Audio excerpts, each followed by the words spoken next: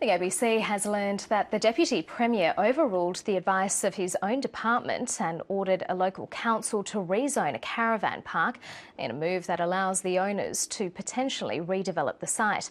A source inside the Sunshine Coast Regional Council has told the ABC that Jeff Seeney's intervention stunned members. Planning experts are comparing the move to the controversial decisions of the Bjelke-Petersen era. Mark Willesee has this exclusive report. Tucked between bushland and the Maroochy River, it's home to more than 200 people.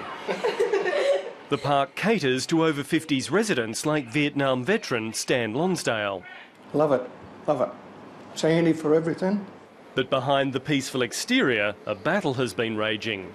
The Sunshine Coast Regional Council wanted the park kept as it is, but its owner, SEQ Properties, argued this took away its right to develop the site, demanding the park be zoned as medium-density residential. The company lobbied the Planning Minister and Deputy Premier Jeff Seeney. But in documents obtained by the ABC, Mr Seeney's senior advisor told the company the minister would not get involved because zoning issues were the responsibility of council and the state's involvement was limited to matters of state interest. But then local MP Seeney Dickson stepped in, and within days the minister had done a U-turn.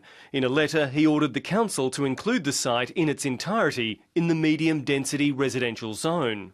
There clearly should be better grounds for state intervention on behalf of a state interest than what we've seen in this case.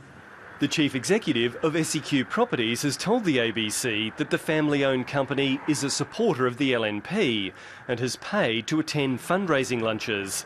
SEQ Properties is now free to develop townhouses and units on the site worth millions of dollars, although the company says there are no plans to do this.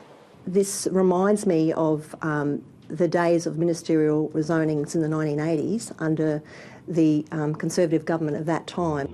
The Deputy Premier has told the ABC that he disagreed with his department's advice that this was not a state issue, saying he intervened because the council was potentially jeopardising the future of the park's 240 residents.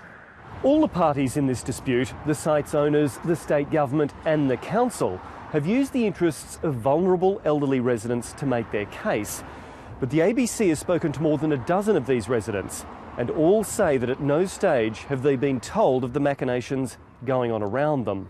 We're sort of second-class citizens, I think, really. A lot of really, really old people in this place, and if they had to move, they just couldn't afford to. Planning experts say caravan park residents are an especially vulnerable group when it comes to planning changes at the whim of councils or state government. Mark Willesee, ABC News, Maroochydore.